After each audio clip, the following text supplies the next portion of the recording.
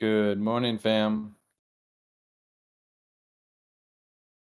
Hope everyone had a restful 24 hours since we last assembled here in the amphitheater.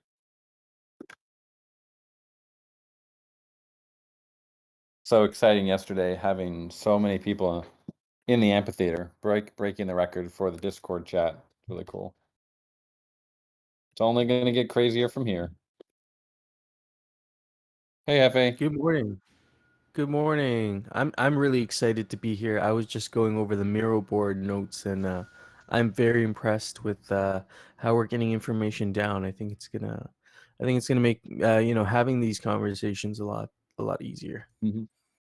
Yeah, props to Hardcore if he's listening for spending the time to put it together. So I understand this is the second official DAO discussion. Is that right? That's right. Yep. Awesome. Yeah, okay. I believe Zombie Shepherd is recording this right now, and I'm also streaming it as well. And so that's going to be on my YouTube channel and also on Twitter. So if anybody just wants to spectate, they can do that. But I'm assuming everybody in here is here to be part of the conversation. So that's awesome. Yeah, if you are streaming, definitely drop a link. I see Anthony dropped his Twitch link, and then if you got one, definitely drop yours too. Or we're going to be in the DAO meetings channel, and not the weekly hangout. And I'm going to actually go ahead and retire the rarity farming season. Trying to retire that because that is over. There we go. All right, so Dr. Wagme, how you feeling, sir? Good. It's always exciting Good to morning. touch base. Yeah. Is anyone officially leading these meetings?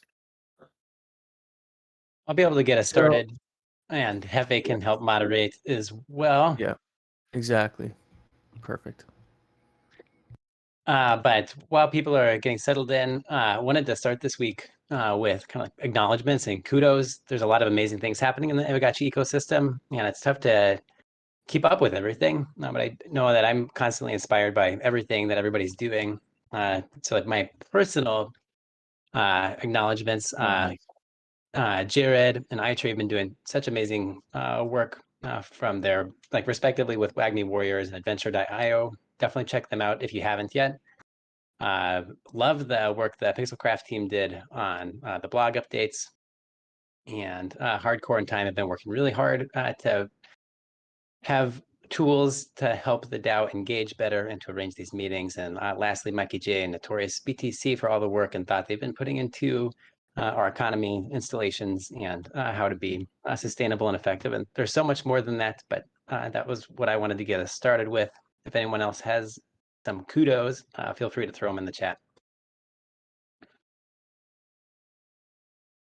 Otherwise, I can get us started a little bit. We'll kind of just setting the stage. We'll kind of do like old business, new business, and then open discussion. I think our big open discussion piece this morning is going to be what's going on with the installations harvesters and what we can do about it as a DAO, how we can support the Pixelcraft team. But we'll try to get through our old business first.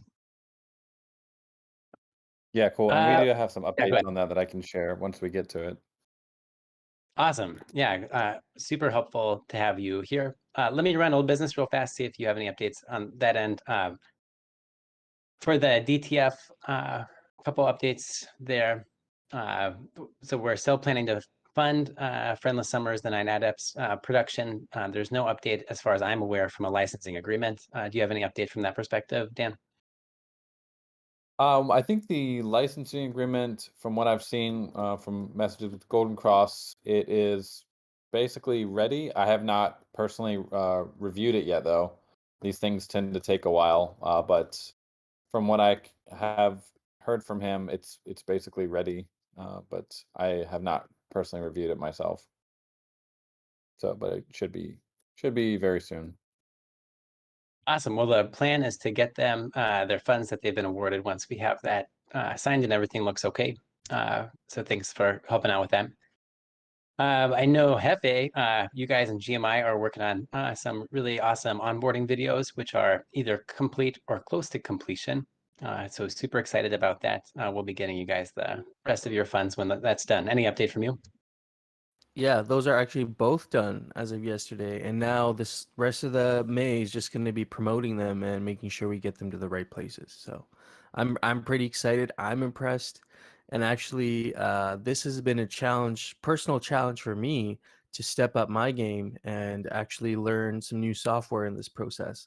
So I've got to get more familiar with Adobe Premiere, and I think my videos and my content in general actually has been elevated by these two videos and doing this project. So I look forward to doing more stuff like this, and probably reformat a lot more of my content from now on because of this. So yeah, thank you for even like giving us the opportunity to create something like that. You guys are doing amazing work. I should have thrown you in the kudos as well. I think a relationship between DTF and the DAO in general and GMI is going to be really beneficial, as you guys can make really cool things using your talents. So I'm excited, not just for these videos, but what's yet to come. Some other old business. I don't have any updates that I'm aware of. Dan, maybe you know what's up with the DAO Ghost being put into Aave. Is plan still to secure the multi-sig and then do it from that perspective, or were you thinking about getting it over first? Yeah, we are still planning to transfer it to the extended multi-sig. Now that Wham Ghost is live, should be a good time to start doing that. Although doing that will bring down everyone's, I don't even know what the API is right now, but it's probably very, very low, like negative or under 1%. But might as well get that done since. But I haven't looked at the liquidity recently on Aave, but we can do that. I will make sure that Golden Cross moves on the KYC process for you guys this week. I think what we were waiting for on our side was final confirmation for who is okay to go forward with it. If there's anyone that's not cool with it, they should just contact Golden Cross, because I have not really been part of that over the last couple weeks. It's been so much dev stuff, so I think Golden Cross is kind of handling that.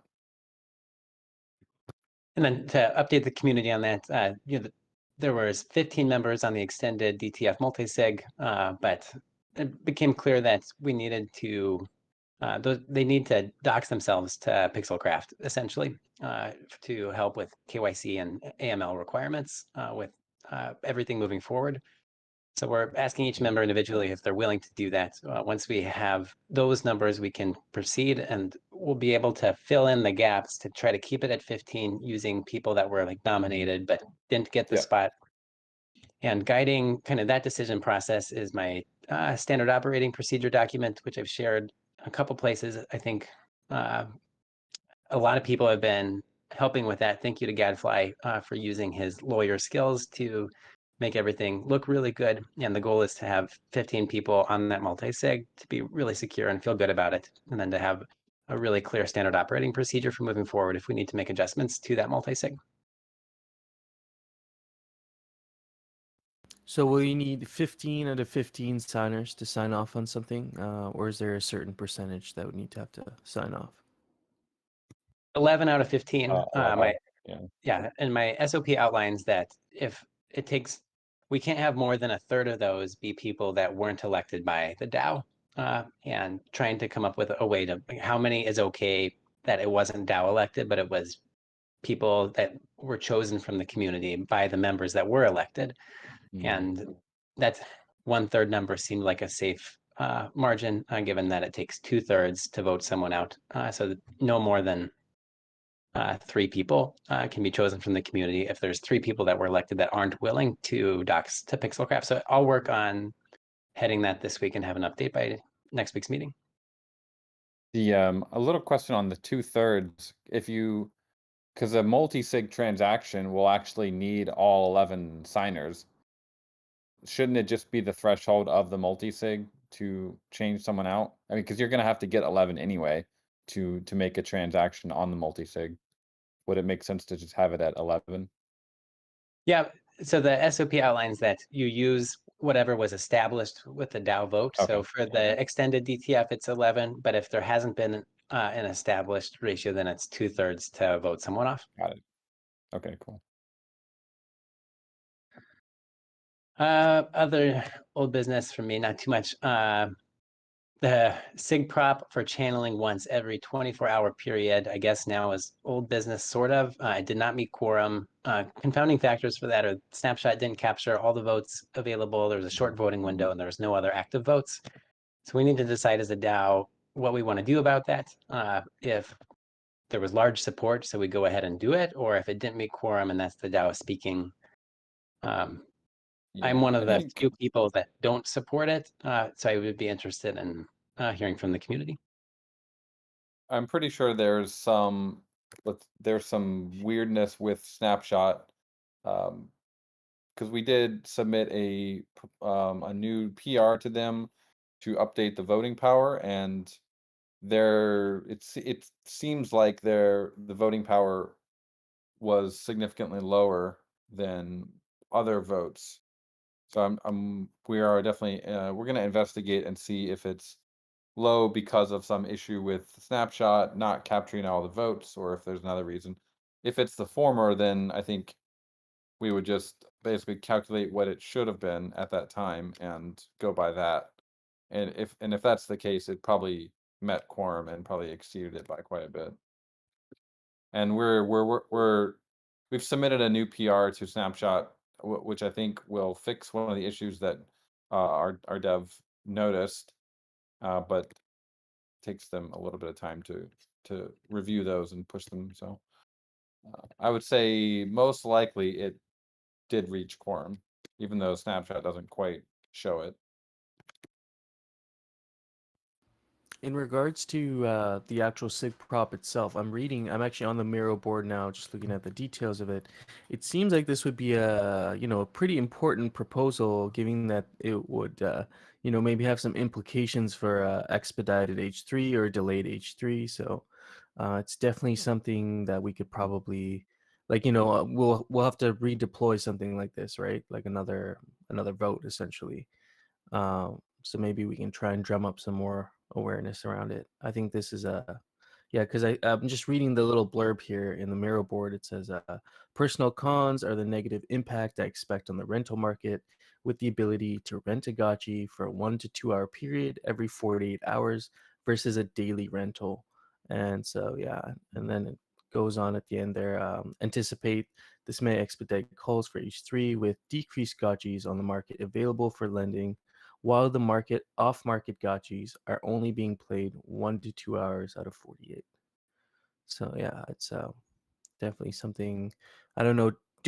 Is this something we already expanded on in the last discussion, or is it worth expanding on it right here?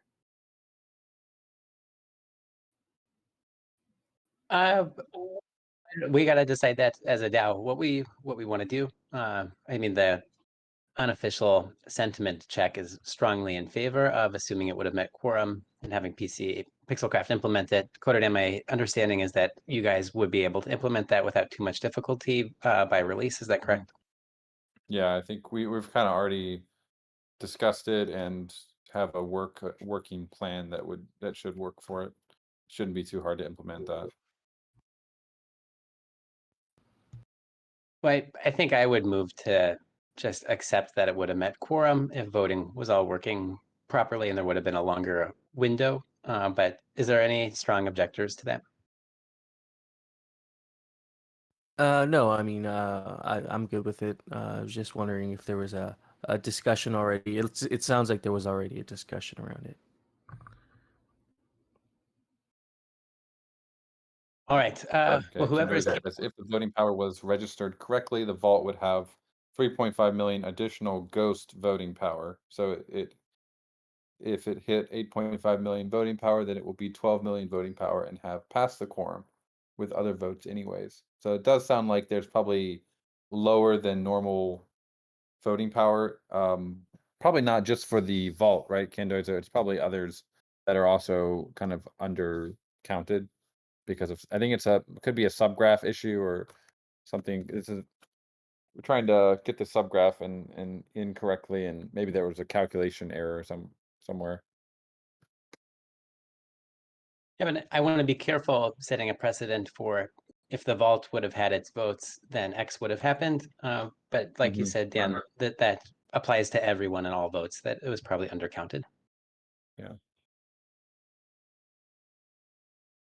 All right, well, let's plan in whoever's typing up minutes, and if you can put that out there that we're planning to proceed with this, and if we see large objections from the community otherwise, then we can address it. But I think it's safe probably to assume that we're going to go forward with that implementation.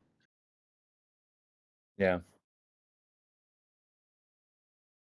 I think there's plenty of other use cases for Gotchi lending, not just going to your altar every 24 hours. We were talking about this during one of the last Gotchi spaces about how the rental market's going to get more diversified as these activities for what a Gotchi can do also increase. Yeah. Awesome. Well, that is what I have for old business. Does anyone else have any old business that they'd like to bring up or want clarified before we get into new business and open discussion?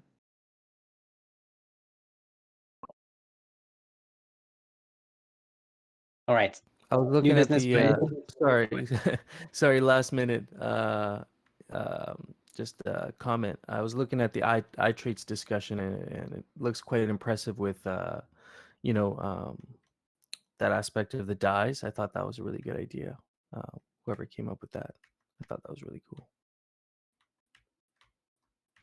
It Yeah, seems I like guess there's that been a lot of planning around that. That's already been discussed, and there seems to be a solid plan laid out around that. Just looking at the Miro board now, and yeah, it's just a comment. I got no questions there. Bring up Tommy Gotchi here. awesome. Hello. How's my audio? Good. Good morning. Hey, good morning, guys. Thanks for having me. Yeah, I don't know if we the eyes, it's a very detailed and long discussion. I'm not sure if we want to get into that right now. I think it's not super pressing, as we do have quite a bit of time before the traits need to be confirmed. So if there's any other higher priority items, maybe we should go through those first. And then I feel like the eyes should be their entire kind of an entire sub discussion or sub meeting. Yeah, sounds good. It is quite an extensive discussion. I was looking at the DAO forum there, and I agree. But definitely want to have that discussion. I just I don't know. I know where it's going to go for a while. So I think Dr. Wagner got kicked off stage there. Yeah, he said he lost audio. Oh, okay, gotcha. Bring it back up. Yeah. All right, but did we need to talk about bubble ups or respecing? Well, I think it would be valuable just to kind of bring everybody up to speed what the discussion has been on the DAO forum. Yeah, I agree. Yeah. Well, I will empower you, Tommy, to take that if you can lead discussion on both those, and then also follow up with whatever proposals need to be done. Okay. Yeah, thanks. So I want to start with the respecing. There has been some discussion that came about, started like October last year kind of thing. There was some sentiment on allowing respecing of spirit points. And there was also discussion that, hey, we need to wait because of rarity farming and existing talk about remapping traits. And now that rarity farming is over, the remapping of traits has been passed. I think it's a good time to kind of continue that conversation. And just a little history, little summary kind of thing is the Gotchi's original points given at summoning are not going to change at all. We're only talking about points that owners have allocated through leveling up XP and aging. Now, the significance of allowing a respect is kind of twofold. One, people have allocated points and kind of made mistakes just through not quite understanding. And then the second thing is, since the trait remapping occurred, owners probably want to change their, tactic of or how they want to empower their Gotchi. And so the options that have kind of come up is one, freebie. So just allow Gotchi owners to respec. There's one freebie. You can do it whenever you want. And then once it's done, it's done. And Dan, is there any technical issues with that approach? I think it would probably be okay. I remember we thought about it a little bit, and basically the solution would be to kind of re-roll the VRF, because we've saved the VRF number to the Gotchi, I believe. So all we'd have to do is kind of re-roll what the original traits were, and then we would just set the traits back to what those were, and then we would set the number of points that have been used back to 0. So I think on the contract side, it would be doable. Okay. And then kind of based on what you said, kind of give some insight into the next thing. The next thing, totally separate from what I think we can vote on, is a new mechanic that allows Gotchi owners to kind of reallocate their points, kind of respect their points, either through in-game items like a potion or a stone, or maybe a specific token that can also be traded, or even just burn glitter to give the owner an option. That's basically it for the discussions that I've pulled out of the forum. What are your thoughts on that, Dame? Yeah, I mean, I'm open to it. If that's what the DAO believes is a good game mechanic, then just like kind of aging, it's up to the DAO to suggest and vote on that game mechanic. Oh, cool. I Yeah, and I'm thinking about moving forward. We either vote yes or no on a freebie, one freebie, and then have a new game mechanic, like a whole totally separate thing. Any discussion on that? Yeah, well, there's 2 traits now. There's the on-chain traits, and then you have the off-chain traits, which are used in game. So you probably want to apply the on-chain traits that would be done on-chain, and then maybe when that trait respec happens, would that also reset the off-chain ones, or would that be another? That could be another in-game item that is spent in the Gotchiverse that does that. It wouldn't necessarily have to be tied to the on-chain event, although it could be. I mean, I'm just thinking here out loud here with the traits changing. Do we think we anticipate the meta of the game shifting quite frequently, or are there going to be cycles where people prefer one build over another? Because I think that would also play into how people are going to spec their points and how many opportunities they get to respect their points. Maybe this could be tied in. I know Dr. Wagme made a good point about this possibly being tied in with some sort of an Alchemica sync, or possibly, from my perspective, even a glitter sync somehow could be tied into this. What are your thoughts on that? Well, I have some thoughts. The interesting thing about it, how would on-chain points kind of influence the in-game points?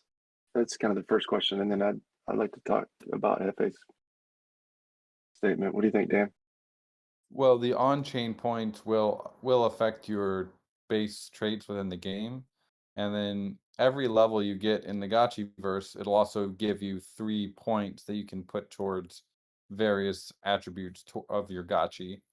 And so if the on-chain traits were reset, you might want to also reset those skill points that you've allocated in the Gotchiverse if you're trying to just do a full respec of your Gotchi.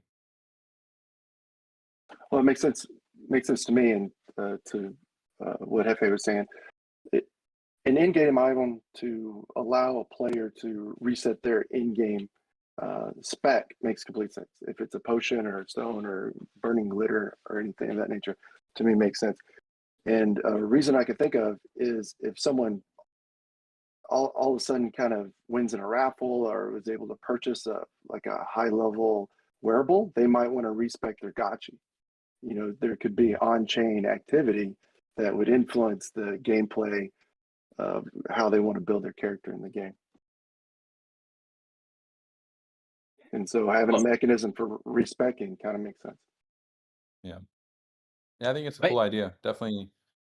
I think we just continue the discussion in the forum, or do we need to make a decision on that? I mean, I think it's a good idea, and if just we need to kind of figure out the various nitty-gritty aspects of it. How much is it going to cost? How often can you do it? Things like that. Let's continue some of this discussion in the forum, and if you're willing to champion it, that would be great. Tommy, and I don't think we need an immediate answer or proposal for this. I think ongoing discussion and see where we're at with it next week would be appropriate, as well as like trait application and traits in the Gotchiverse are still a little ways out, and then there's no rarity farming coming up in the immediate future that we need to have this figured out for. And I want to also limit discussion to around 5 minutes for new business, and then our main discussion to have a little bit longer than that, if you're okay to move on to the bubble ups. I am perfect. Yeah, I got some distinctions. I can keep kind of monitoring the thread and add a summary of what we got. So yeah, perfect. I'm ready to move on. Go for it. What do you got on bubble ups? Yeah, bubble ups. So I wanted to pull out a thread specifically for bubble ups because I kind of thought that it was getting lost, and there kind of two main thoughts on bubble ups. First, I'll give it a little description on this. So Alchemica bubble ups are Alchemica that shows up on Alchemica deposits, and they're not directly related to boosts or boost parcels. So just kind of want to make that distinction. And it bubble ups add a utility to the gameplay, but it forces Gotchis to go seek out and actually harvest them. And then there's already allocation set in chapter 2. Basically 10% of Alchemica for Pixelcraft is earmarked for bubble ups, dungeons, and other in-game rewards. So essentially, you don't have to do anything, and we can just kind of tease out the frequency and amount that would go to bubble ups that comes from Pixelcraft's allocation. There was a interesting little sentence in there that it basically got this kind of kicked off for me. Pixelcraft's, and here it is in chapter 2. Pixelcraft's gameplay vesting release allocation that will support Alchemica releases, although the Aavegotchi DAO can also vote to supplement this amount, and this amount has to do with this bubble ups, dungeons, and other in-game rewards. And so the general thinking or the general questions I wanted to kind of propose for discussion is, what's the idea of these bubble ups? I just want to ask that to Dan and help us understand about bubble ups and how you see it as a gameplay in the Gotchiverse. Yeah, I think originally the idea was proposed. Oh, we lost Dr. Wagme again. It was proposed because of the boosts discussion, and it's kind of a compromise where parcels that are surrounded by Alchemica, which have higher boosts, but didn't actually get the boost that they kind of expected, would occasionally get these bubble ups of Alchemica that would spawn near the parcel. So if they have a Gotchi that's on the parcel, they would be more likely to see it and faster to get it. And that's the idea of what a bubble up is. The frequency, how often it should happen. It could be a thing that happens very rarely. It could be fairly often. It could be like a big event that everyone knows about, or it could be something that is kind of happening frequently and just kind of pops up and comes to the surface all the time, but in smaller quantities.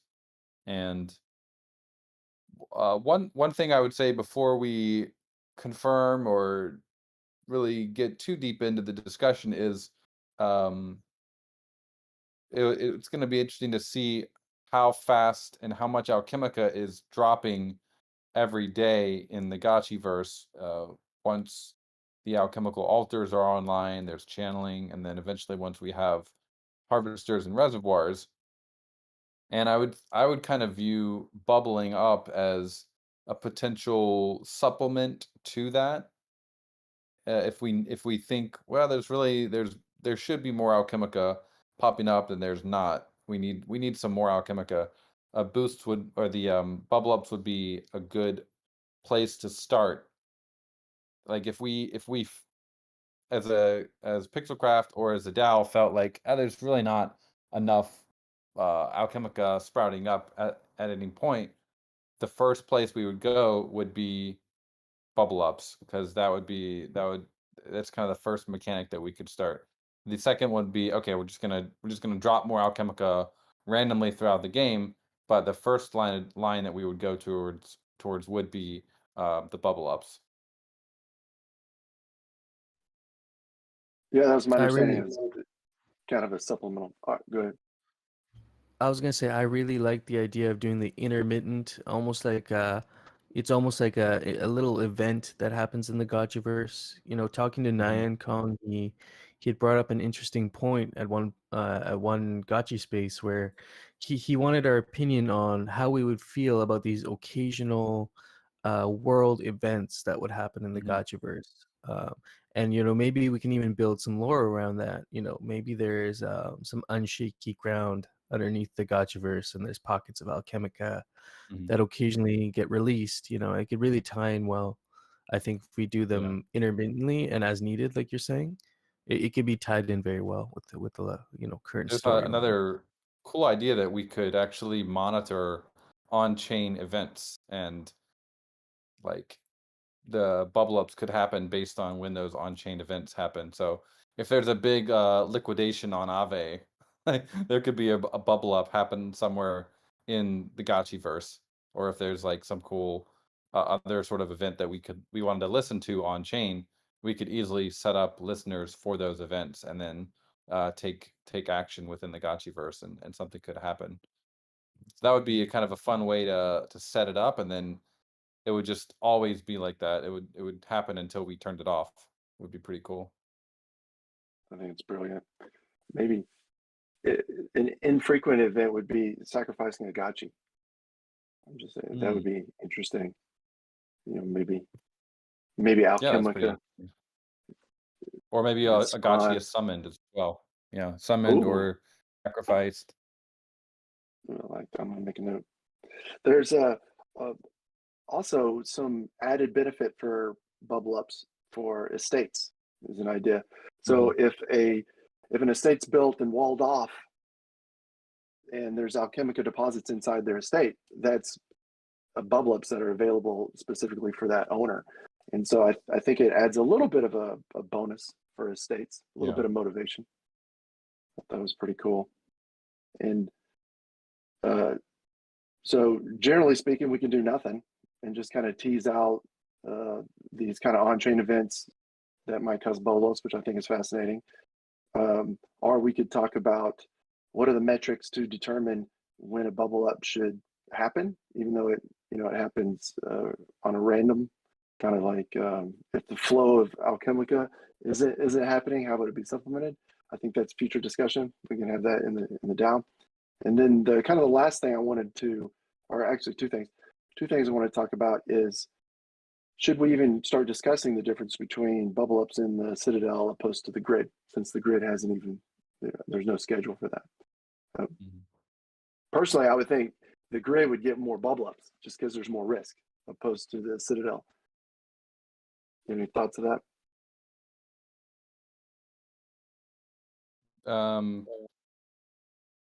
There Or is it just too? will, yeah, Or is it just too early? yeah, it's a little bit early, but there's going to be overall more boosting in the grid because a lot of the parcels, unlike the Citadel, where a parcel is surrounded by the Alchemica, there might actually be and will likely, very, very likely be parcels in the grid that are completely covered in Alchemica. So they will have a higher boost to begin with, because right now all the parcels in the Citadel they're surrounded on all four sides, but they don't have Alchemica under them. But in the grid, if you get to a place like the Forest of Fud, there's potential that they'll actually be literally underneath the parcel. So you'll have a lot more boosts. So I'm not totally sure we will need the bubble ups in the grid. But definitely worth potentially exploring it there. Oh, okay. Now I got FOMO. I'm like, now I want grid properties. Okay. And so I think the last thing was, should we start discussing supplemental from the DAO? Just earmark a percentage of crafting,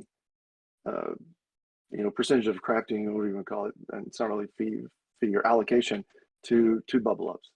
It's kind of a main discussion because that would definitely spark a vote. Anybody have any thoughts?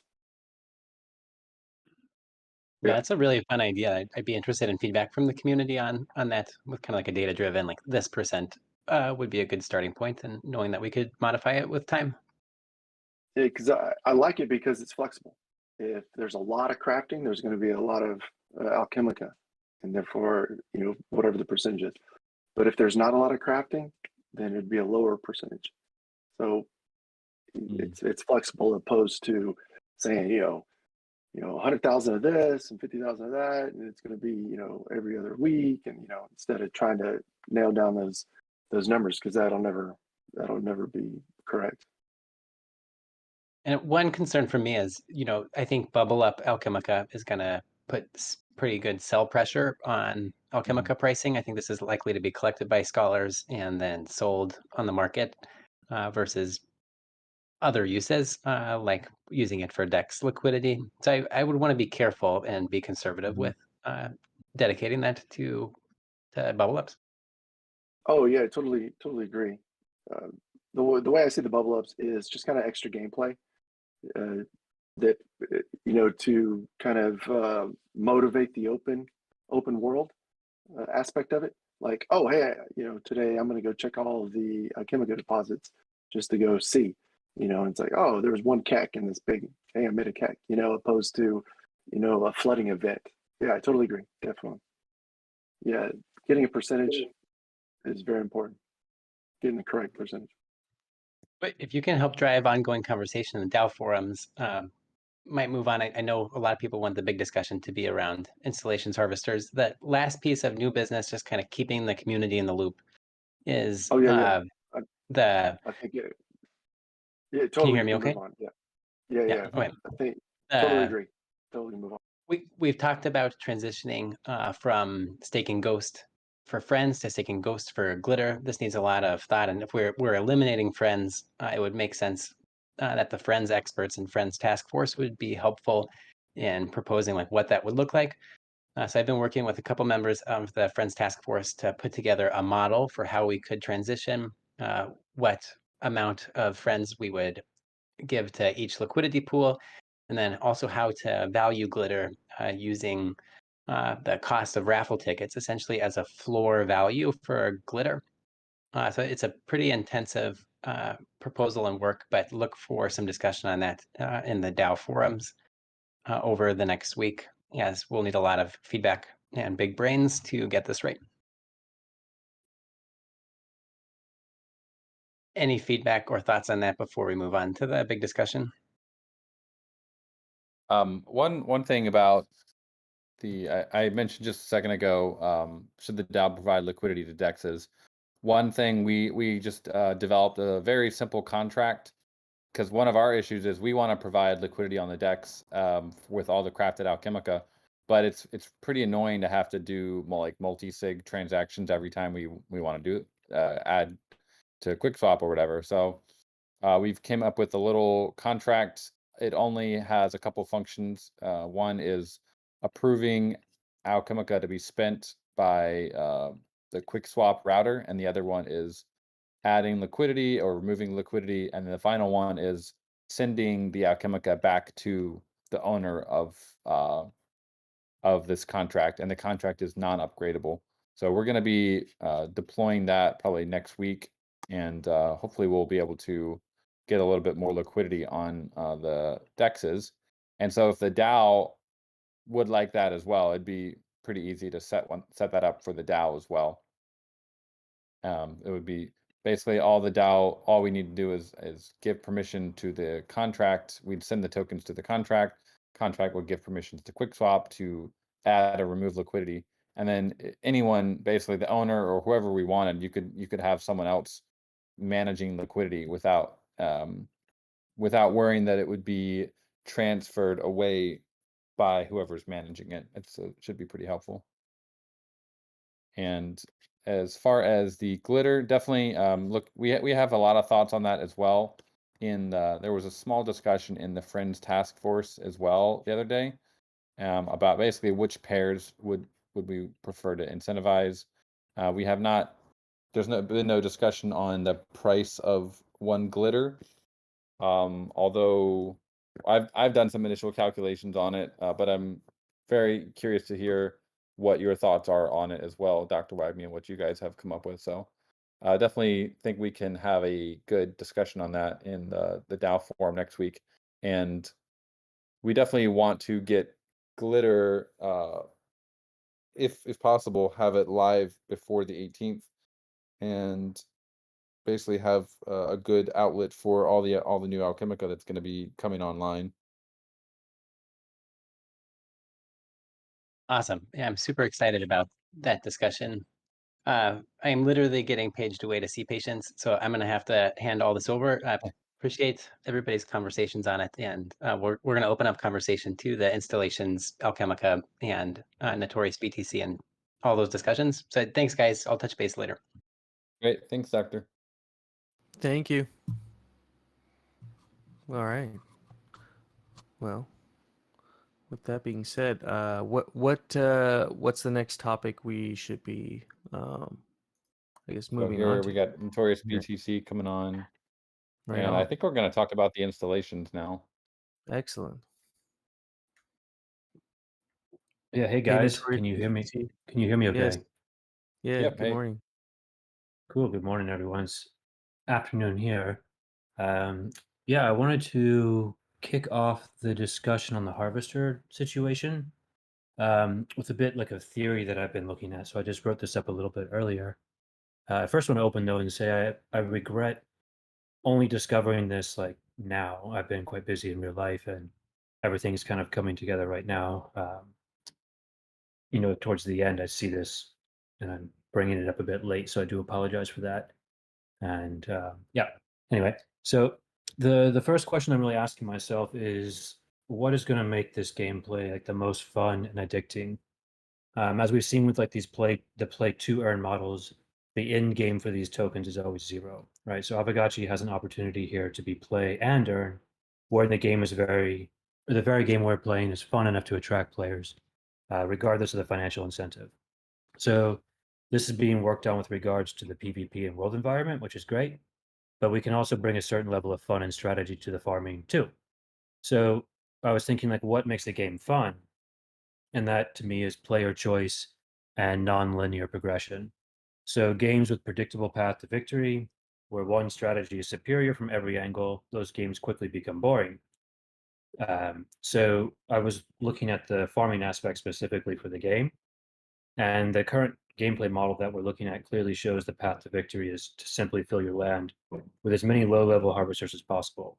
And past level 3, maybe 4, there's very little incentive to progress. So what we'll see is a world filled with row upon row of the same low-level harvesters, which leaves little space for designing your land, as every tile is reserved for farming. And I don't think that's very fun. And then if we swing the pendulum the other extreme, that means you would build as few harvesters as possible and level them to level 9 as quickly as possible. Right? The yield of the level 9s would be vastly superior, and the land would be severely capped as to how many installations you can build per resource. So the logical path of progression is just to build and level up everything. And there really isn't much decision-making process going on here either. The one benefit to that, though, is there's now parcels you have some spare space to build things like aesthetic pieces, which as an aside would be a great alchemical sink, as well as defenses and things. So the thing here to really look at from my perspective is how to find the balance in between, right? Like the way I see it, a good game design ought to have players really struggling to find that perfect choice. So with World of Warcraft, what made it so fun was that you could build your talent trees out a number of ways and still be awesome, right? There were certain core talents you needed, but the finesse came down to the player preference. So what we need are these certain levers we can play with that would produce different outcomes based on player preference. And we've already been discussing this, in the DAO. I just kind of wanted to open this up with this kind of theory that I was thinking in my mind. So these levers are really the important thing to look at here. Like, what are the different elements we can toggle and work with to create different results?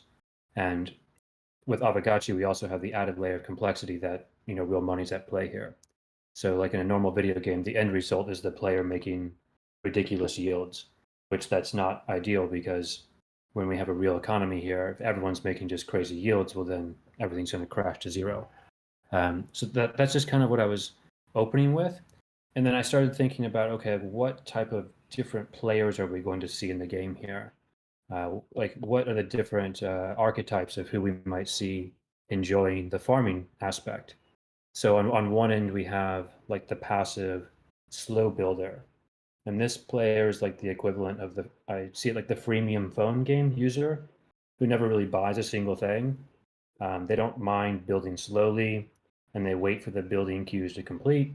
They don't mind that their harvesters are slow and they're really only willing to upgrade as soon as they've harvested the alchemica themselves, right? So they're maybe selling a portion of their yield and they're just like slowly grinding higher, but not really racing to the end. And their mission statement, if you will, is like slow and steady wins the race. And then on the other end, we have the aggressive empire builder, right? And this player has no problem investing outside capital into the ecosystem. So they want to get ahead as quickly as possible. And so they build, they upgrade, they reinvest their capital, and glitter to them is going to be the invaluable resource as it gives them that edge to getting ahead. Right? They're not really selling anything now, and they're heavily reinvesting in the hope of a higher yield tomorrow. So the good game should allow both of these play styles and everyone in between to flourish. Yeah, so I just wanted to open that up and share that little bit and look at the different levers that we have at play and the different options. I see Mikey J had done something with a different output where we look at the yield actually increasing for each level is one different strategy we can look at. Yeah, I'm actually And here on stage. If I can do a little TLDR on that for anyone who hasn't read it, if that's okay. yeah, please do. Yeah, perfect. Yeah. Awesome. Yeah, hey friends, thanks for having me. I'm a little under the weather, so if sound like I'm in a fishing bowl, that's why. So yeah, I really like everything Notorious was saying, and I think that speaks a lot to the gameplay fun aspect. What I was looking at and posting was just purely from a financial aspect. What would a rational player do? Because I think ultimately, maybe not everybody will play the optimal strategy from the beginning, but I think, word will spread quickly. And I do think that very quickly people will realize that the overwhelmingly best strategy, there is one optimal strategy, which is basically to fill up as much real estate as you can grab with level one harvesters, like Notorious said. So the main issue I have with this, or I wouldn't say the main issue, but the other issue to consider is that, we all sort of have acknowledged how important the Glitter token is to the overall economy of the Gotchiverse. And the utility of Glitter seems to me is very closely tied to the utility of leveling up your installations. And the Harvester, I would assume, is going to be the most plentiful installation in the Gotchiverse. So the only thing that's really, at this point, that's really going to incentivize players to level up their Harvesters is when they run out of land space, and maybe when land prices for them to buy new land are too high. It just seems to me that that's a long way off, that if we're waiting for all lands to be filled to the brim with L1 Harvesters before people look to start upgrading, it just poses short-term issues for Glitter that could lead to long-term economic issues. So, the reasoning behind this is basically because the current design of the Harvesters is such that each Harvester upgrade gives you a diminishing return. For every one Alchemica you put in, you get a little less yield improvement on each upgrade. And this is the core reason why you would never want to upgrade any Harvesters currently unless you were completely out of space. You could certainly close this gap by making that jump a little less severe, but as long as the ROI is decreasing, you're always going to be in the same position to some degree. So, one idea that I posted was to instead kind of flip that equation and have the yield increase with each level, but you would really have that block time as being the counterbalance to that.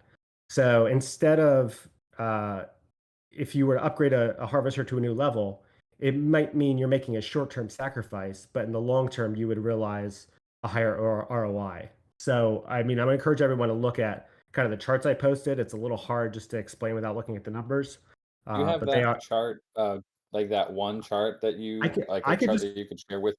Yeah, actually, I'll just post it in the thread here, in the discussion. Yeah, so basically what you're looking at is, let's say you invested one FUD into either crafting a new Harvester or upgrading a Harvester. This shows you how many FUD you would have after so many months.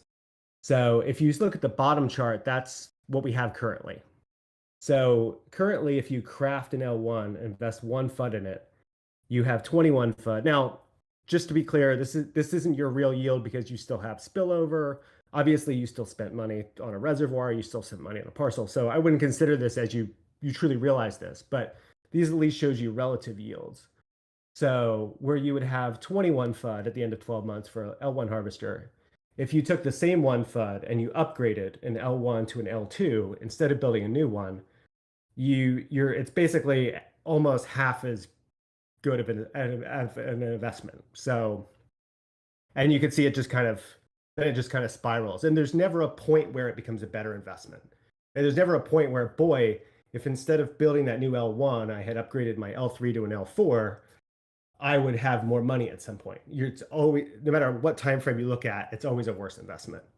If you look at the top chart, which would be kind of what I would see as being one way we could resolve this, is by creating more of an incentive program that says, okay, now if I upgrade an L3 to an L4, at month 4, I'm about break even. So if I'm sitting here and I have X amount of Alchemica to spend, and I need to decide, am I going to craft new L1s, or am I going to upgrade an L3 to an L4? My break even on those two decisions, the outcome is around month 4. Right? And then the higher level that it gets up, the longer you have to wait to realize a return on your investment. So this creates a situation where there's not one optimal strategy. The strategy really depends on your own view of the market and your own time value of money calculation. And it also incentivizes players, rewards players with higher returns who make long-term investments.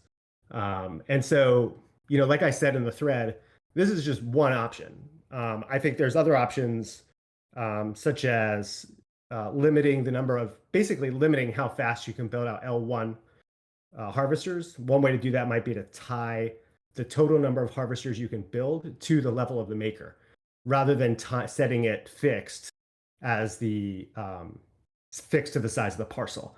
So that way, yeah, you might be able to build out, 14 or 15 L1s, but at some point you're going to need to level up your maker if you want to build out more L1s. And that's just another way of basically adding cost to the L1 harvester, which is, so it's one way or another, you're going to build in that cost, whether it's doing it just in terms of the harvester yields and cost, or whether it's in terms of, adding it through some other mechanic with another installation. So I like that's pretty much the TLDR. I like that idea that of adding the extra cost and also adding an incentive. You presented them as two different ideas, but these opposing forces could add that extra layer of prevent this linear progression, like you're seeing Notorious BTC, and have a little bit of more strategy involved around this. One idea I had, which kind of ties in with this, with opposing forces, is these are machines, right? These harvesters are machines, and machines, they wear down and they break. They need to be maintained. And if it's a cheaper machine, like a level 1 harvester, maybe requires more maintenance. Maybe requires some. Maybe you got to spend glitter on it, or you gotta, you got to do some sort of function to repair it. Maybe that costs a little bit of alchemica as a sink, and maybe a level 8 or 9 harvester is more robust, and maybe it doesn't break as often, and maybe it can provide a more reliable yield over time. Whereas there is already a pattern with the lower level harvester having an unpredictable yield with the leakage and the wider radius. I guess actually no, that's channeling, but the leakage would definitely be a lot more, which is one aspect. But then also the lower. Just jump in there. The spillover is a property of the reservoir. Yeah. So that doesn't come into play. However, you bring up a good point in that another potential solution that came to mind was now maybe this is too big a change, but if you combine the harvester and the reservoir, so that basically the spillover property was tied also to the harvester. The spillover property to me gives a lot of incentive to upgrade, but because it benefits all of the harvesters, it does sort of create a feedback loop where you create more low-level harvesters. But yeah, sorry, I'll let you continue.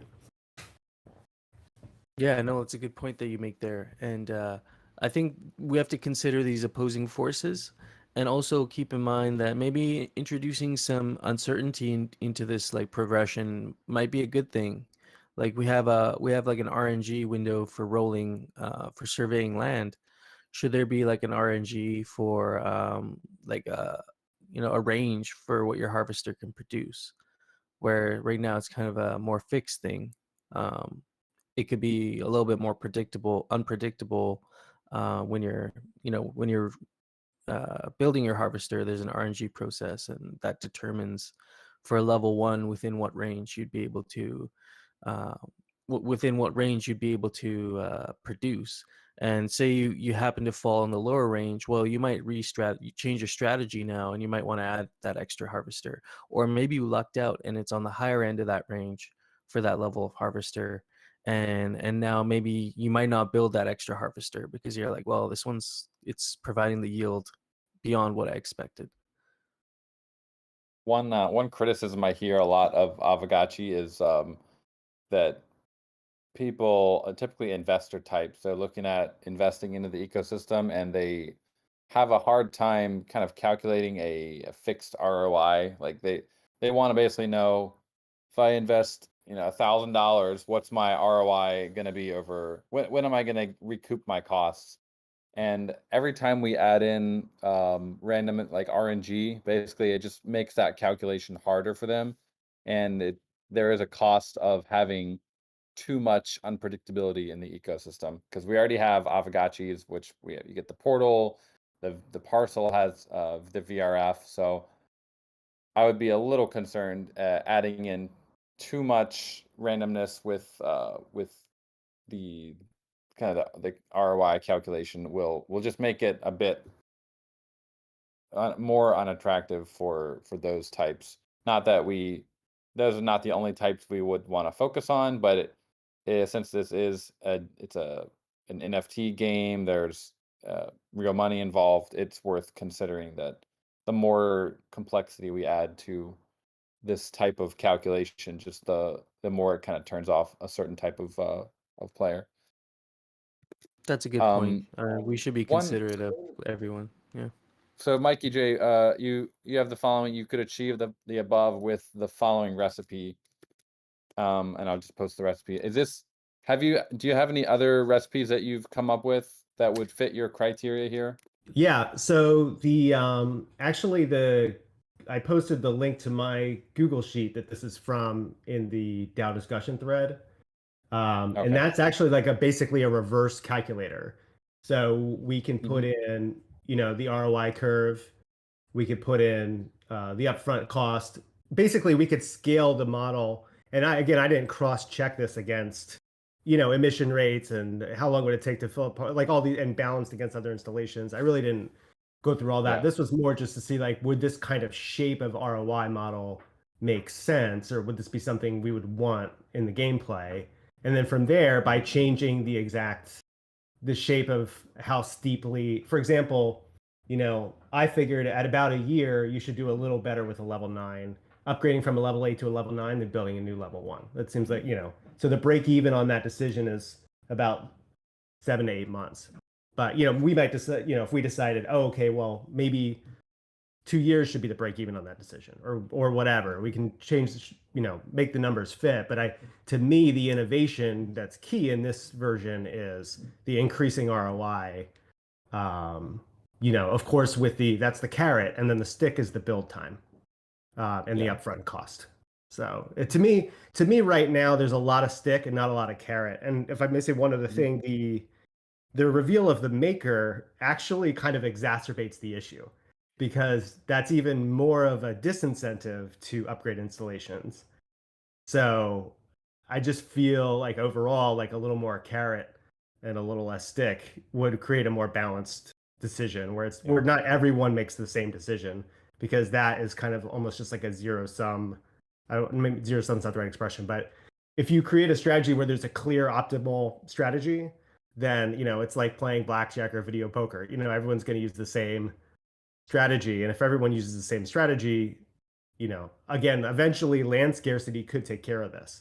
And that was something some people brought up. Well, when land fills up, you'll have to upgrade, and that is true. But I mean, do we really want to launch the game and have every parcel available filled up with L1s, and then people waiting for new parcels to be released, and then those get filled up with L1? Like, how long are we going to be waiting until people want to actually use glitter? Would be my concern. And then what would be the long-term ramifications of that scenario?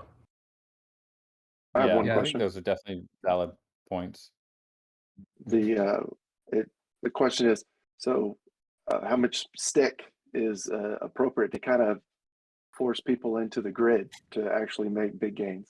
So maybe the Citadel's safe and the gains are not, abundant, and it forces people to the grid to go to full degen. Well, I mean, the game is going to be live soon, and the grid is still fairly far off. So I think if we want to make sure we get the numbers right for the Citadel, because that's going to be how the majority of players in the next few months or half a year will get to know the ecosystem. So I think we want to probably get it right for the Citadel, and then continue that success into the grid. I wouldn't say I don't want to rely on the grid to fix like mistakes that we have in the Citadel. I So was just thinking overabundance of Alchemica in order to entice people to come into the game. Whenever grid opens up, then it's like, super abundance, even though it's higher risk. And I'm just wondering, the question is, do we need to kind of take the whole ecosystem into account for the harvesting and reservoirs now, or that'll take care of itself in the future? Well, I think we definitely want to get the core game loop right and proper. One thing that I think it was Notorious BTC was what kind of struck me was that ignoring all the economic side of it, just we initially did think we kind of knew with our numbers that level 4 or 5 might be optimal, but at the same time we did feel like there was a certain type of player that would go for level 8, level 9 because they wanted to maximize their glitter output as soon as possible and basically be glitter. We call them glitter maxis. But I mean, it does go a little bit against the game in the sense that what would we rather see all over the game? Would we rather see a bunch of level 4s, or would we rather see a bunch of level 9s? And so in that aspect, from a gamer's perspective, people want to feel the sense of completion when they want to feel like their parcel is complete because they were able to get a level 9. Now, there's a caveat, which is I think a humble owner, you can forget that. You're not going to get a level 9. I'm sorry. Because literally, there's not enough Alchemica in a humble parcel to get a level 9. Even if we severely nerfed the price of it, which we probably wouldn't want to do too much. But even so, it's most likely not. You're not going to be getting a level 9 altar on your humble parcel. Now on a spacious, it would be much more likely, and probably would be if we're searching for a goal. I think it would be a good goal to have spacious owners would be trying to get a level 9 altar, level 9 harvester, reservoir, whatever on their parcel. I think that would probably feel fairly satisfying. If I could say one thing about that point, so right now the limits on harvesters, they scale evenly according to the amount of Alchemica available, right? So a humble parcel owner has the same constraints. They can build, they've got, they can build 4 harvesters, and then the spacious can build 128. So what's that, like 32 times as much? But the spacious owner has 32 times the Alchemica to harvest. So that scale should be roughly equivalent. In other words, maybe a humble parcel would have one, would max out at one L9 harvester, and then maybe a spacious parcel would max out at whatever the multiple was. So that scale really should be pretty even. And in the scenario, that we're talking about here with the increasing returns, it wouldn't really matter. It would affect everyone equally. And the humble parcel owner would be faced with the same decision as the spacious parcel owner. It would just be a matter of how many they build, because of the size of the land. Well, we'd have to severely reduce the amount, especially for the altar, and which could be done, but we are about 10 days away from putting out altars. So here we did spend the weekend and cracked out on a potential other model for harvesters. We haven't really a little bit of context. We internally we have quite a fairly sophisticated simulator for calculating the various ROIs with a bunch of different installations on it. The harvester, the which level, how many, the altar, and all that. And this is a different model, and I'll just explain it real quick so you guys have a little bit more context. So we got harvester level. Alternate cost is basically the potentially new model or a new idea. Published cost is what it currently is. Alternate rate would be the new rate that it would be per day. Published rate is what it currently is. Days to recoup is basically how long it would take you to get your money back. Obviously, it's just the cost divided by the rate. And then the published data, DTR, is the published days to recoup, basically how long it would take you with the current numbers. And so an idea I had was, well, there's a lot of ideas in this. We went through a lot of variations on it. It's what I discovered, that it's very difficult to have both a high initial rate for a level 1 harvester and then an even higher, more efficient rate for a level 9 harvester. Like if the capital efficiency of every level gets better and better with each level, it becomes very, very hard to have a reasonable cap on the rate of the level 9. It gets very, very high very quickly, as I'm sure you guys have, if you've played in the models at all. So this model, you can see going from level 1 starts out very cheap. but it's also very low rate. You're getting five of whatever Alchemica. This is everything's in FUD for this, but we just for example, the alternate cost that's in FUD, not FUD the Alchemica, but basically the combination of all 4 Alchemica valued in FUD. So for example, Keck would be 2 times 20. So this might be 10 FUD, 0 Keck, whatever. But that's what the total FUD means there. So this alternate rate, you'd be getting basically 5 FUD worth of whatever Alchemica you're mining. So it could be 0.5 Keck, whatever. Could be like 8, I think it'd be 4 or 5 alpha. And the idea there would be you would put this harvester on your parcel and you'd get an ROI very quickly, but the ROI is so low that it would be enticing to look at the level 2 and say, you know what, it's worth it. It's totally worth it to just go up to level 2 and start getting 10 instead of 60. And the days to recoup it are still fairly low. It's only 6 days. I'm going to get that back pretty quickly. And then again, you get to level 3 and you think the same, like it's only 8 days to recoup it. I'm going to get 20 now. It's a kind of a good investment. And basically the idea is to replicate that all the way up to level 7. The level 4, 5, and 6, again, if we double the alternate rate every level, it gets out of control very quickly. It goes from 40 to 80 to 160, 320, and then you're basically at 1,000 at level 9 or even higher. And that's just not really that sustainable for the economy. We feel like that's too fast of a rate. So we kind of capped it internally at 600 to 700 for what a level 9 should be giving you. That could be too low, it could be too high, debatable. But basically level 4, 5, and 6, you're in this kind of grinding point where it's kind of like it's like a tunnel and you see the light on the edge of the tunnel is level 7, 8, 9, was like, wow, these are very, very nice rates, but I need to grind through 4, 5, and 6 to get to them. And then once you get to level 7, you can see the days to recoup actually starts going down rather than up. You go from 21 days to 18 to basically 15 days for your level 9. And we did the calculations of, we can't look at the harvesters in a kind of in isolation. We need to look at them in context with the altar, with the reservoir.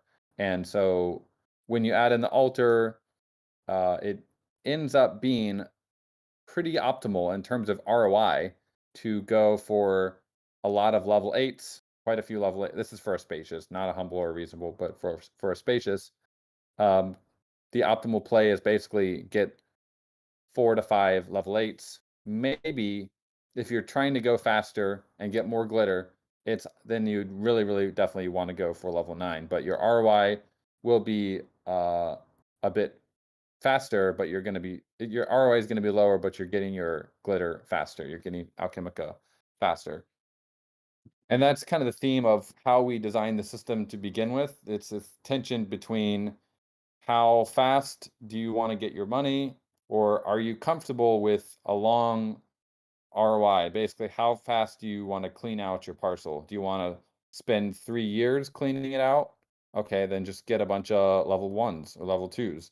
Or do you want to farm as fast as you can? In that case, you're going to want to get level 8s and 9s. So as far as the build time, in the current version, I believe build time for level 1 is 0, and I think we'll definitely need to boost that and make that at least a couple hours. We did want to have it so a new player, someone who's just bought a humble, they can come on, they can feel like, oh, I'm building, I'm earning already. It's happening so quickly.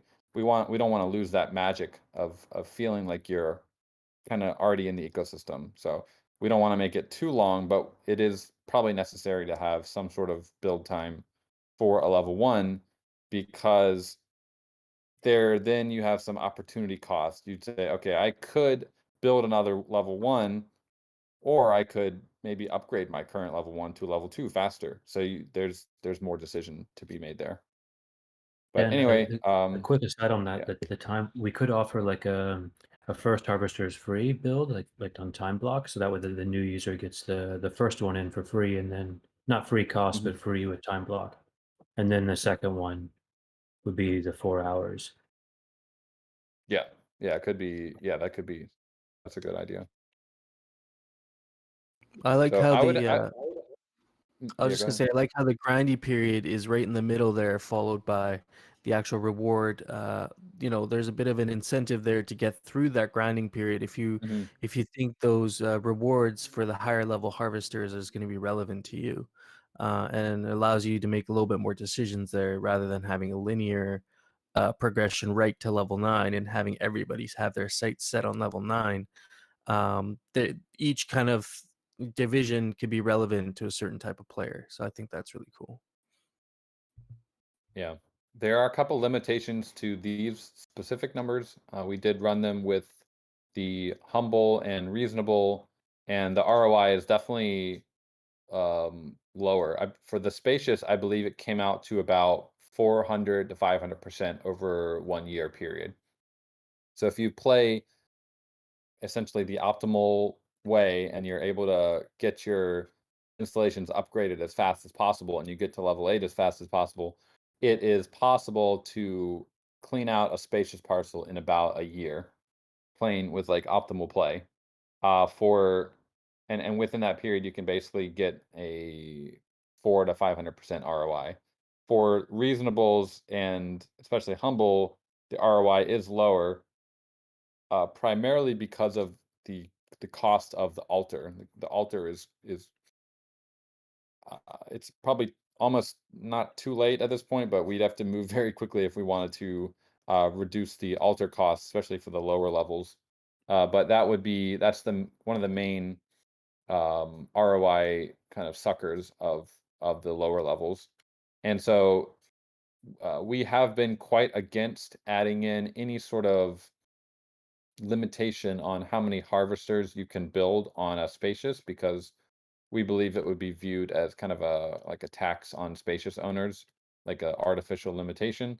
But with this model I just proposed here, it would be a little bit more reasonable to add in that some sort of limitation, because otherwise the ROI of the spacious it's so much higher than a humble or a reasonable.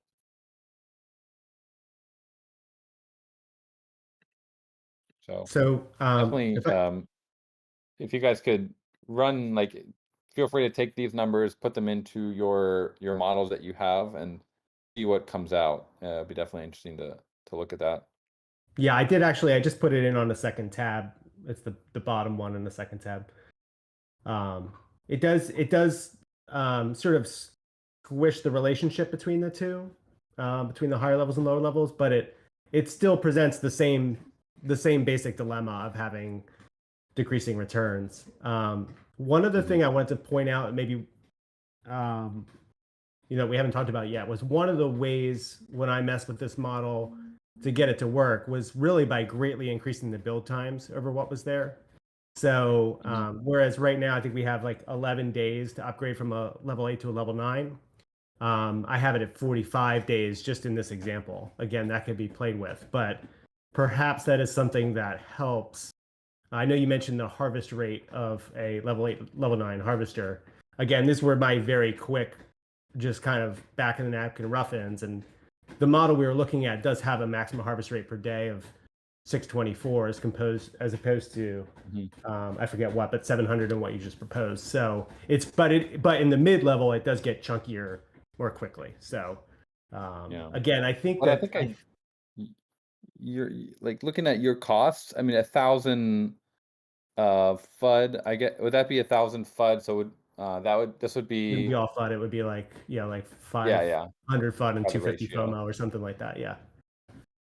It does feel a little bit expensive if I'm a new entrant on my humble and I'm just looking at, oh, they want me to pay 1,000. It's gonna one thing I do like about my model here is that you can basically compound your gains much more quickly. Like the game loop is Yeah. faster. You're gonna be more excited and possibly more addictive with the lower prices for the level 1, 2, and 3. Yeah, for sure. I agree with that. Yep. It's a Right. very good return. I mean, saying like you're going to have, again, your real return is going to be less, but having 7.5, this new model you put out would be 7.5 times your investment back within 1 month. That's pretty good. Even after the spillover, even if you have, a healthy amount of spillover, you're gonna make your investment back very quickly. But that same kind of excitement is the same thing that's creating the dilemma, which is that like level 1 harvesters are so good that why do I want to upgrade from a level 1 to a level 2 and get a third of the return? And when I like the idea of going through kind of a hump and then coming out the other side, but where you at level 7, 8, 9, but where you come out the other side is still worse off than the investment you made in lower level harvesters, Well, I think the kind of my feeling and intuition there is that this is a farming game, and who knows? I mean, there will be lots of efforts on our side and then the DAO side to give utility to these Alchemica and prevent them from just being farmed to zero. But at the end of the day, it still is a farming game, and so it's very possible that you could see your kind of returns starting out very, very good, and then slowly as people harvest and sell, farm and dump, that who knows like how it'll be in 2 years, 2 or 3 years. So I feel like there's an opportunity cost if you just go with a level 1 and you just say la vie forever. Then like if you're comfortable spending 3 years to clean out a spacious, or how probably much longer than that actually, 3 years just to clean out a humble, that's a pretty big opportunity cost in terms of what you could have made if you sped things up a little bit. And that's kind of what we're thinking in terms of why we think it's okay to have kind of depreciating, not like the rewards are depreciating to some extent, but it's very difficult to balance it and actually have exponentially better rewards as you're going up, but with the cost not also like exponentially going up as well. I think there's something to be said about having reasonably priced, entry level points for especially humbles and reasonables, because those are going to be kind of marketed that way for a player who doesn't have any land or might not have a lot of capital to invest. They're going to be going for that the humble parcel most likely to begin with. And I guess it's important to just make sure that that's a enjoyable experience for those guys. I've got a comment. Yeah, I feel. Oh yeah, go ahead. Oh, good. So usually in like yield farming for LP and stuff like that, they have a lockup of the shitcoin, the yield token, in order to give boosts. And so it's an incentive for people to farm and lock up in order to increase yield of their initial stake or compound. I'm wondering if that would help with kind of price stability if the owner had to lock up some of the Alchemica earned in order to level up or maintain the yield. Right. We haven't really envisioned having forced lockups like that, but the lockup that is most enticing would be to LP and to earn glitter token, which will speed up your process in the game. I'm not sure having a forced lockup would be productive.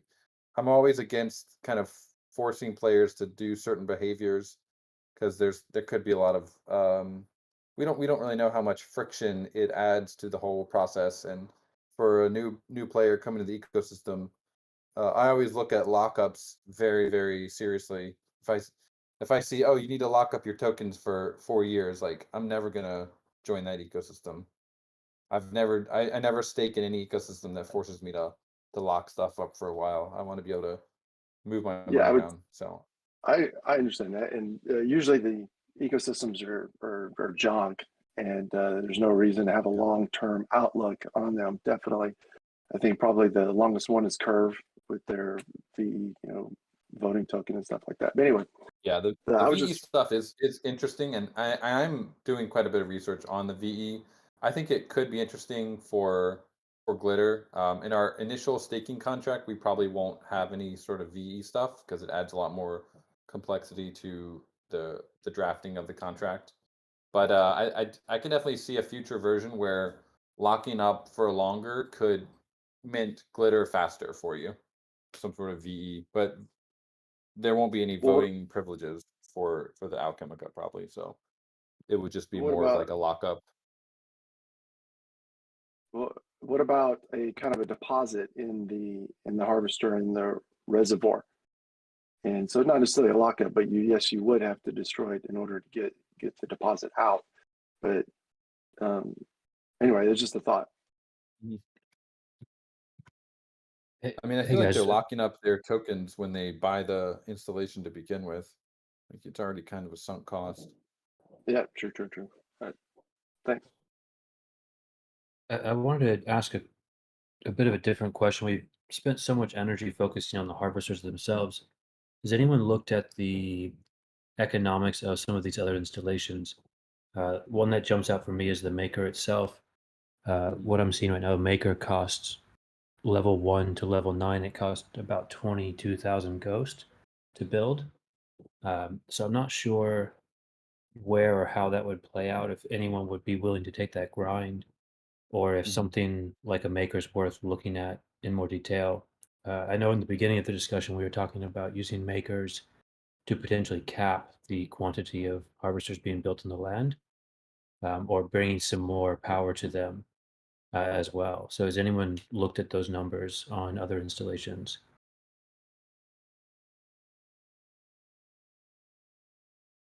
We're definitely have been evaluating each of the costs again, and if we significantly change the harvester, definitely would be worth looking at the others, excluding the altar because we're so close to that. It's a bit difficult to change the altar at this point unless there's really very quick action and an overwhelming consensus that the altar needs to be significantly changed. But I personally don't. I think the altar is probably in a fairly good spot. I think the altar could maybe go down a little bit for a level 9, but that's pretty much the only change I would make. To the maker, we have a little bit more time, and we could definitely reevaluate the cost of that based on the utility. Cool. Another, Yeah, go on. I was going to say another potential change. I think you mentioned it a little earlier. Could be currently the reservoir is linked to spill rate and spill radius, but we could potentially add spill rate to the harvester and remove it from the reservoir and just have spill radius for the reservoir and spill rate for the harvester. That would also be pretty interesting. So how would that flow? Like the harvesters, as they're pumping the Alchemica, would spill also No, it potentially? wouldn't really change. It would just be all of this is happening on chain, like all of the calculation. So really it wouldn't really change anything except that right now spill rate and spill radius are both linked to your reservoir. Whereas if we change it to spill rate, it would just be linked to the installation for the harvester instead. And so when you equip the harvester, your spill rate would go up or down based on whichever one you have equipped. Does the harvester and reservoir need to be the same level, or can they be mismatched? They can actually be different levels. Yeah, I think So that there would be affects the rates at which they get filled. So I guess somebody put out some really good information. I don't have the chart on hand, but how many hours it takes based on the level of harvester you have to fill a reservoir at that certain level. And that if someone does have that, that would be interesting to see. But I do like the idea of spill, integrating like a spill rate or a radius into the harvesters. Is there, is there a benefit for one or the other to either integrate a spill rate into a harvester versus a spill radius into a harvester? Like, which one would you feel would fit better, I guess, for the harvester if we were to adopt a mechanic like that? We did think about it a little bit. I think it probably would make sense for spill rate to go to harvester. But again, it's not going to really change the gameplay. You're still going to be claiming from the reservoir, and at that point that's when spill rate would come into effect. It won't be happening like all the time. The Yeah, radius that's is good. interesting because if the radius is small, you can just wall everything in and then not necessarily upgrade because you're containing. If the spill rate is wide, then maybe it wouldn't fall in your walls, and so it'd be more incentive to upgrade to get less spillage. Yeah, the radius we're going to be publishing those numbers fairly soon. I can just say for the altar, the radius is quite large, especially for a level 1. It's quite large. And then for the reservoir, starts fairly large, but does get down to a pretty good level, especially for Keck and Fud, which are kind of a bit heavier in our lore. But yeah, if we make the radius too small, then it's very easy to wall it all in. Kind of defeats the purpose of the radius, but at the same time, it also incentivizes having strong walls, which is a pretty cool behavior. Do you see heavy Alchemica destroying your walls if it spills over and hits it? I don't think so. Haven't really thought about that. But that would be interesting. Also, you would want to reduce spillover, so you keep your walls. I see Hardcore here as put his little sticky note on the Miro board asking, can you give a vague estimate of like the base radius that someone could expect for an initial harvester or reservoir, however we decide to do it. Yeah, so we're talking probably 800 to 1,000 gotchis radius for a level 1. Which Okay, is, yeah, for context, a spacious is 32 by 64. So could be about 16 spacious for level 1. And it does get considerably smaller as you upgrade. For the altar, it's quite a big radius. Like we're talking potentially I have to check, but I believe the level 1 altar is about 7 or 8,000 gotchi radius. So it's pretty big. Wow. Is it gonna yeah. Is it going to spill over outside of the Citadel? Or would No, it it'll hit the be walls of barred the by Citadel? I think if it's inside the Citadel, it'll probably stay because we'd have the force field. Oh, so maybe parcels on the outskirts might actually fill up. Yeah, I think our algorithm will probably calculate it and probably just send it back. I don't know if it would all line up at the end. Probably wouldn't do that.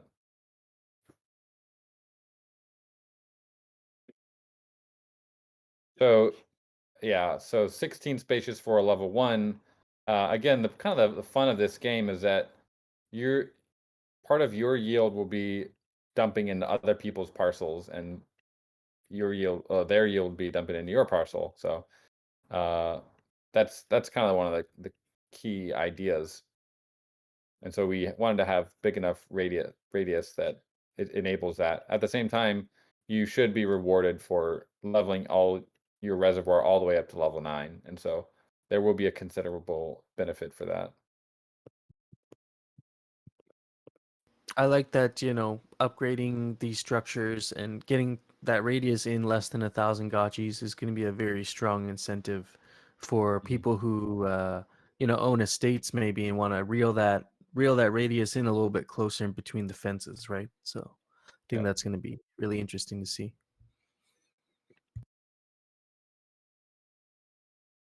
Well, I'm gonna have to get off here, getting pretty late. But Could you give us a so quick summary? Dan, from your perspective, can you give us a quick summary of where we're at with the harvesters and reservoirs? Kind of so summing yeah, up. what we have the original model. We have the model that Mikey has done. We have the model I proposed today, and I would say everyone just go have a look at that. See, what I like to do is kind of try to imagine what I would do as a player. What's the optimal play that I would do? Calculate the numbers. I think you'll find that most likely the optimal play has kind of shifted up to level 8, 7 or 8, maybe even 9, depending on your goals. And so that it does help achieve that goal of giving players a sense of completion that they have finally gotten the level 9, which is, I think, from a gameplay perspective, it is quite nice. There's But there may be some one other more. objectives that we're not achieving. Yeah. There's one Maybe, more thing. Oh, go maybe ahead. level Go ahead. 9. I was just saying, maybe some extra kind of flexing. Maybe level 9 installations go gold. They just like, it'd be something kind of fun. We could think about it.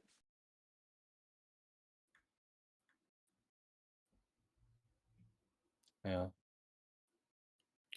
I was going to bring up one more, thing that we might want to discuss. I know Coder Dan, you have to go, but there's this good conversation going on around estates, and some people have some really good ideas about ways to link these parcels together. So I don't know if that's something we want to discuss today here, or if that's something we're going to be tabling for the next discussion. We could still go over some of the details if you guys would like. Yeah, that's a whole different discussion. Okay. Pretty much the rules are published. If there's any rules that we need to update, feel free. But pretty much what we publish is what we're planning to build out. Okay. Yeah, that sounds good. Cool, guys. Well, let's definitely keep it going in the discussion forum here. Lots of good input, and we will, as far as alter, we might take the initiative to we're going to be reevaluating the level 9 altar to see if it's maybe a little bit too expensive. So that might come down a little bit, but the most likely we're very close to launching the altars, so not much we can do there. But I think they are at a fairly good price point as far as the utility they give. But we will be continuing to reevaluate the harvester, the reservoir, and the maker over the next couple weeks here. And if necessary, we can get a sig prop and then a core prop to update the Bible with those big changes. So everyone, Thank you very much, have Dan. a happy Mother's Day. Tell your mother you love her. I'm gonna go call Damn it. my mom now. So Thanks for the everyone have a great reminder. Sunday. Yeah. Great reminder, Yeah, actually. Yeah, excellent. Enjoy your yeah, Mother's Day. Thank you for sharing your insights and hanging yeah. out with us here. Later. Later. Hey, Hefe, what's the conversation about estates? And so there was just some stuff put on the Miro board here. I don't know if you guys want to discuss about it. Notorious BTC also had some input about. I guess I can read. I guess I can read it here. Can you So drop, Zygo. Sorry, go ahead. Go ahead. can you drop that link to the mirror board? Yeah, for sure. Let me grab that. Weekly hangout meetings. Yeah. Okay. So I dropped the link there. Oh yeah, hardcore got it up there as well. And so, we don't have to get too deep into a discussion, but I thought some of these, some of these points made here could be interesting just to discuss in the background. And if there's anything pertinent that comes out of it, maybe we bring it up during next week's meeting. So I guess Zygo starts off with there's a problem with proposed estate building mechanics, and the problem has to do with linking parcels and how it's restricted by the presence of an upgraded lodge, and saying how that's basically quite expensive to link parcels with little benefit, I guess, unless you have a very large estate. And so how can we bring more value to those players who have smaller estates, or maybe even like a humble estate with two parcels linked together, Yeah, that kind of makes sense. So for one of my estates, I have a couple of spacious that are linked by a humble, and so it's kind of gated. It's like, do I want to spend the money to upgrade the lodge kind of multiple times in order to grab these other spacious so I have a bigger estate? And I don't know why why someone would build an estate out of humbles or reasonables, because of the cost.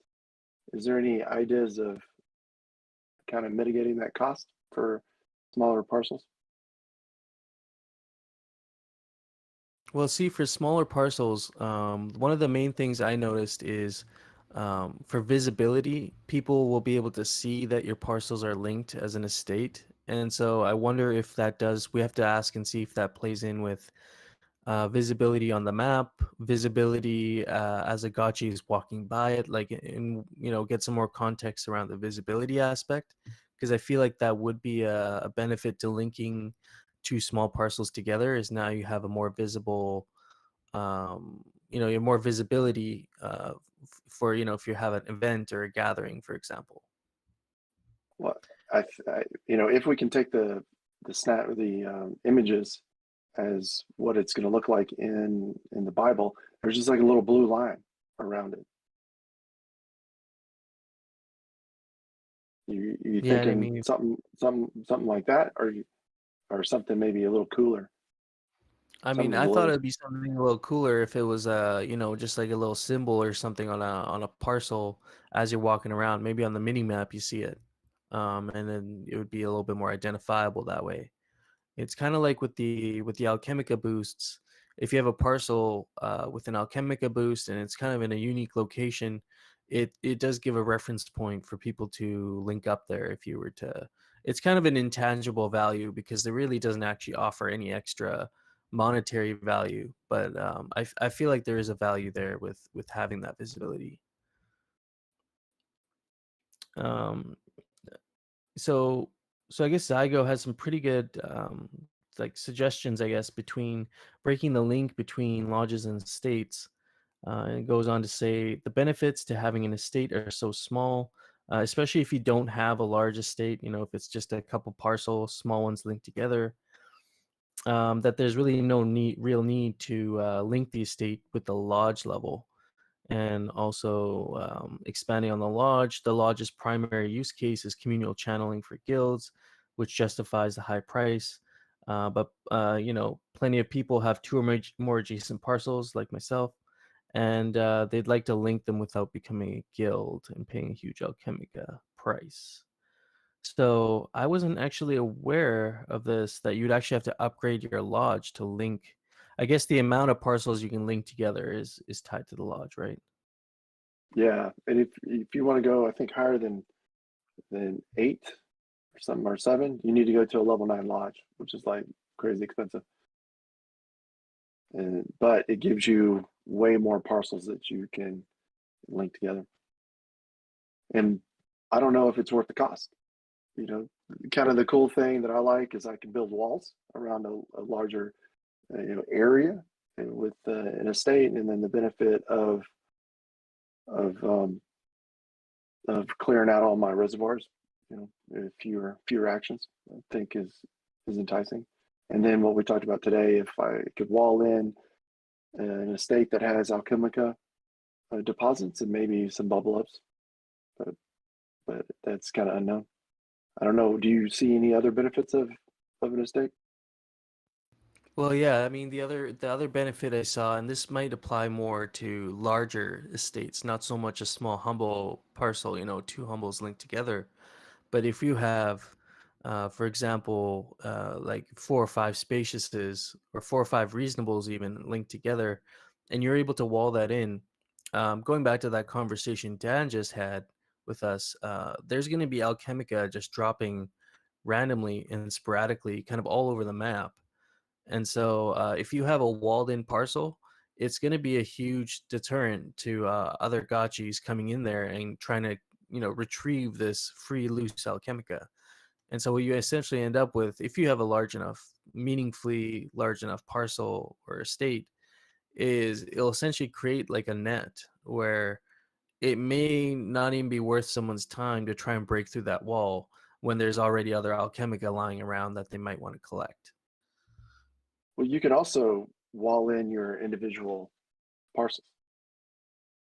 The benefit of walling in a whole estate is you get all the gaps in between the parcels. Yeah, so I guess in that scenario, it's slightly increasing the square footage, I guess, of collecting area.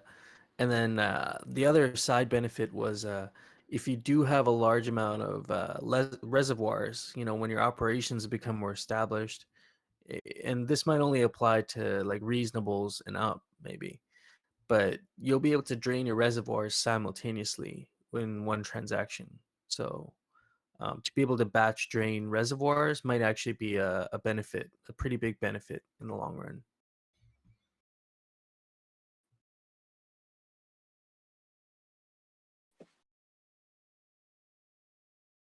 Yeah, I'm wondering. I would like to see more benefit with estates, either being able to, put down, tiles or images or whatever that encompass the whole area. Hopefully that's an option. But I think more advantage needs to be given to estate building. Yeah, I feel you on that. I mean, I like the idea of having that the gap space in between actually be usable space as well, because I know Dan was saying that wouldn't be really usable space in between a linked parcel.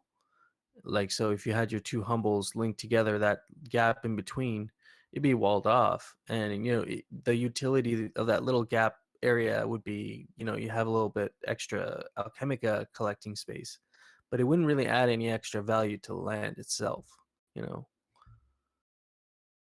totally agree. I think it's kind of a flex having a big estate. Yeah, for sure. And I mean, if it's something that people want to, keep discussing and getting more into it, I know Dan said that it's already kind of been established how the estates are going to be built, but maybe there is some room for discussion there. I know there's a pretty good conversation here on the Miro board about it. So like definitely check that out. If you do have anything you want to add to this conversation here, it's definitely something we can probably bring up for the next gathering. And I'm going to dig more into this eye traits discussion and try and get some more color, some more background on it. And so maybe I'll have some more, I can contribute a little bit something more. But even that, it sounds like is getting very well established. Like we're moving towards consensus with the eye traits, which is, it's exciting because it's a one kind of hang up right now that we have, because the rest of the traits have been figured out. The trait mappings are something I think the majority of people are happy with now.